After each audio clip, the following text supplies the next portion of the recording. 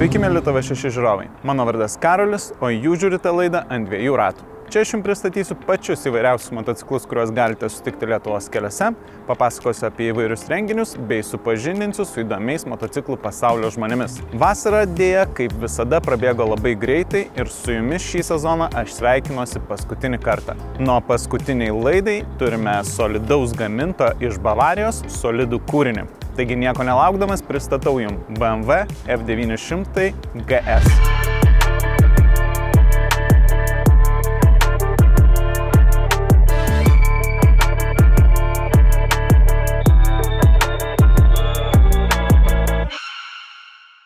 2024 metais BMW atnaujino du savo Adventure tipo motociklus, tai yra 1250 tapo 1300, na o 850 tapo būtent šiuo 900 modeliu. Turiu pasakyti, kad man šiek tiek gaila, jog BMW atsisakė savo išskirtinės asimetriško priekio dizaino išvaizdos, kuri vienijo abudu Adventure kategorijos motociklus jų gamoje. Tačiau tuo pačiu reikia pasakyti, kad ši nauja išvaizda manęs nei kiek nenuvilia. Vienaip ar kitaip, dizaino atnaujinimas tikrai nėra svarbiausias dalykas, ko sulaukia šis naujas modelis.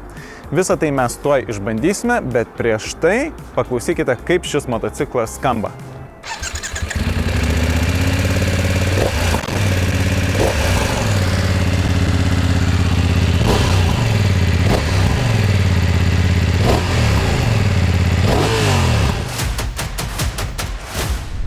Kągi, paskutinis šio sezono motociklas ir tikrai negerai skųstis, kai tai yra BMW.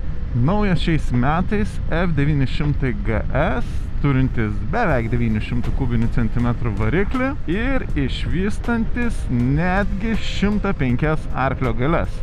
Tai tikrai solidus skaičius, bet turiu pasakyti, kad tai nėra pats įspūdingiausias dalykas apie šį naują variklį.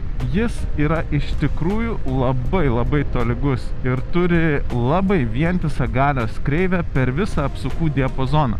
Tas tolygumas ypatingai jaučiasi žemuose sūkiuose. Tas suteikia įspūdį, kad variklis galbūt net nėra toksai galingas apačioje, nors iš tikrųjų jisai visai neblogai traukia. Bet tas jo tolygumas išties labai jį padaro naudojimą prie visų apsukų. Daugumoje modernių variklių aš kabinėjusi prie akceleratoriaus. Čia visiškai neturiu prie ko prikibti. Akceleratorius yra nerealiai gerai sukalibruotas ir švelnus visose gyvenimo situacijose. Tikrai labai geras elektra valdomas akceleratorius. Dar vienas labai geras dalykas yra Quick Shifter sistema. Jau praeitais metais F850 GS modelį gyriau tą sistemą ir sakiau, kad jinai greičiausiai netgi yra šiek tiek geresnė negu didžiojo flagmano 1250 modelio sistema.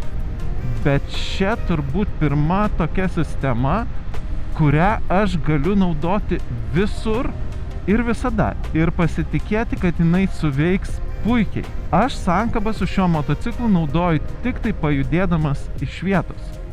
Vienintelis dalykas, kam turėčiau priekaištą šiame variklio greičių dėžės departamente, gal ne visai, yra motociklo garsas. Jis nėra blogas, bet kažkodėl man norėtųsi kiek daugiau. Aš atsimenu, kad praeitų metų motociklas mano ausį kiek labiau džiugino nei šis. Ir nežinau kodėl.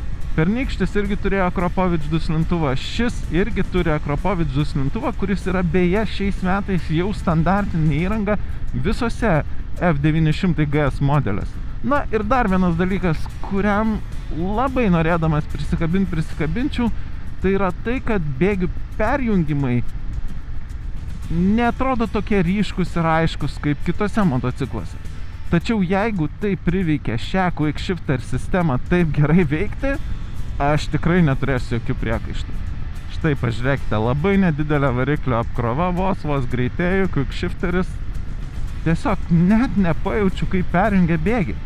Kągi, sukome į mūsų posūkių kelią ir čia galėsime pabandyti, kaip šis motociklas elgiasi posūkiuose.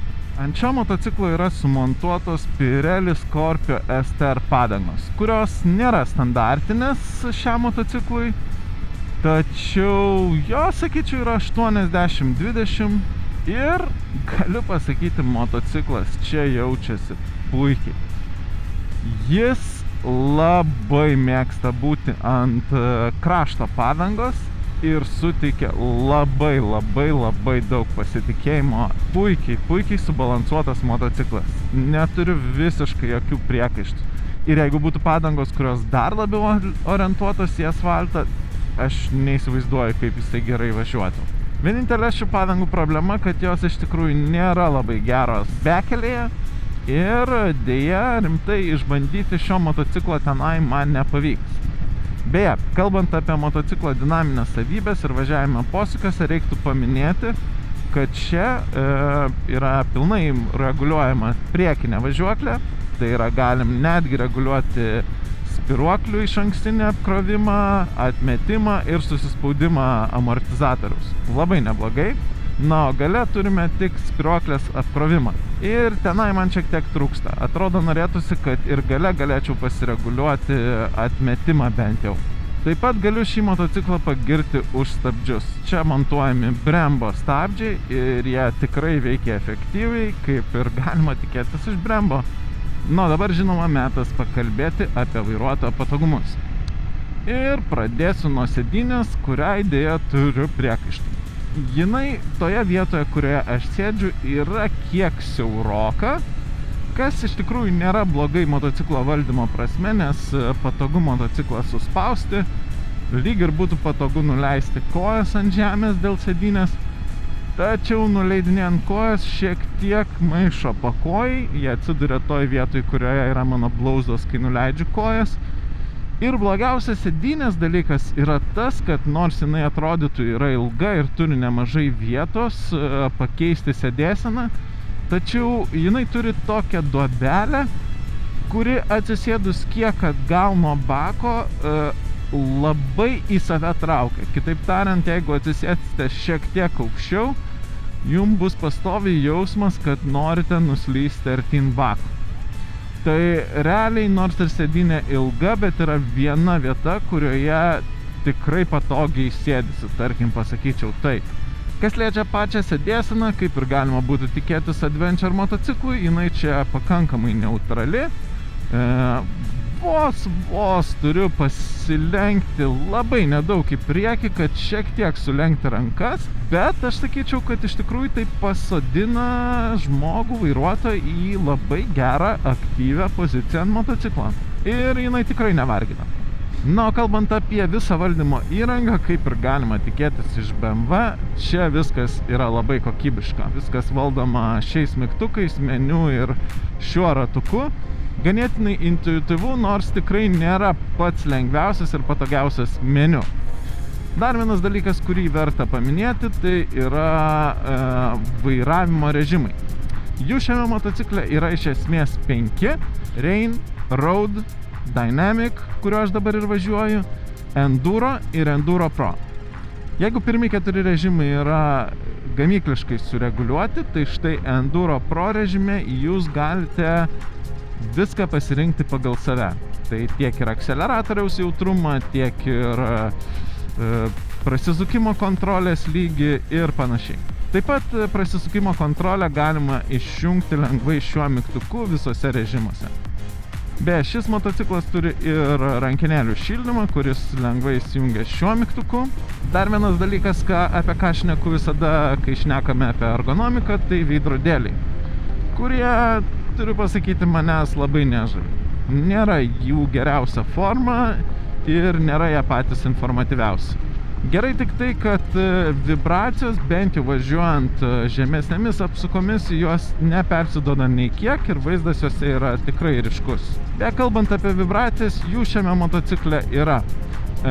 Iki 4000 apsukų jos yra labai švelnios ir neerzinančios, o vėliau jau jūs jas pastebėsite tikrai. Kągi, privažiuojame prie miesto ribos ir štai pabandykime motociklo traukimą 20 km/h, gazas dugnas.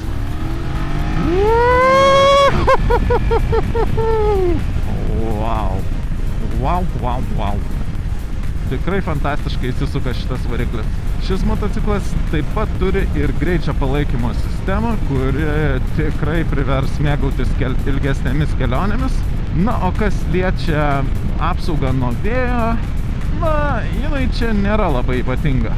Visai nemažai srauto tenka mano pečiam, kaklui, o stipriausias srautas jau prasideda nuo mano šalmo stikliuko.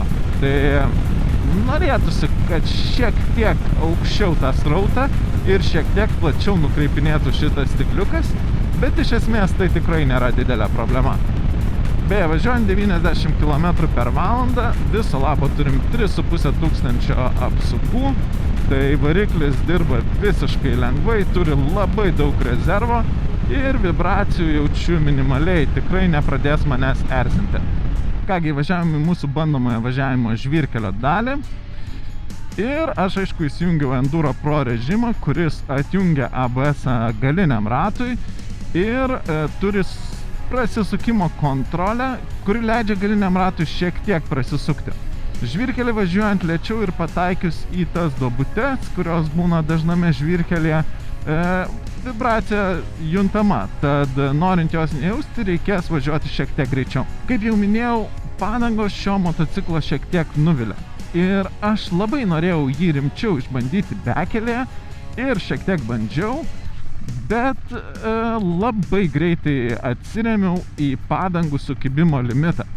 Vienintelis mano priekaištas, kurį galiu pasakyti, tai yra tas, kad atsistojus ir važiuojant be motokroso ar enduro batų, vieta, kurioje mano blauzdas remiasi į motociklą, yra šiek tiek nepatogi ir norint suspausti motociklą, šiek tiek būtent tas blauzdas ir skauda. Mano pastebėjimai iš trumpo pasivažinėjimo bekelę yra tai, kad motociklas yra ganėtinai lengvai valdomas ir prognozuojamas. Atsistojus motociklą labai lengva greitai pasukti, tad manau, jeigu su rimtesnėmis padangomis norėsite leistis į didesnius nuotykius, jums šis motociklas turėtų tarnauti neblogai. Kągi, mano bandomasis važiavimas eina į pabaigą ir tai reiškia, kad reikia pakalbėti apie šio motociklo kuro sąnaudas. Šioje kelionėje nuo kolonėlės iki kolonėlės nuvažiavau 49,6 km ir tam sunaudojau viso labo 2,16 litro degalų, kas mano vidutinės kuro sąnaudas 100 km padarė lygias 4,3 litro. Šis atnaujintas BMW F900 GS tikrai geresnis už savo pirmtaką ir juntamai. Šiek tiek gaila, kad negalėjau šio motociklo rimtai išbandyti bekelėje, bet net neabejoju, kad ir tenai jisai jaustųsi geriau. Vienintelis dalykas, kur norėčiau, kad BMW dar šiek tiek pasistengtų, tai sutaupyti dar truputėlį svorio, kad galėtų rimtai konkuruoti su kitais šios kategorijos motociklais rinkoje. Bet vienaip ar kitaip, visa tai, ką sakau, yra tik tai mano nuomonė. Tad visus jūs dominančius motociklus išbandykite patys. Nuo jų, mėlieji televizijos žiūrovai, norėčiau padėkoti, kad žiūrėjote trečiąjį laidos sezoną. Taip pat norėčiau padėkoti ir kūrybiniai komandai, kuri prasidėjo kurdama šią laidą, ir žinoma mūsų laidos rėmėjam, be kurių ši laida nebūtų įmanoma. Taigi, dar kartelį ačiū visiems ir pasimatysime, tikiuosi, 4. laidos sezone. Iki!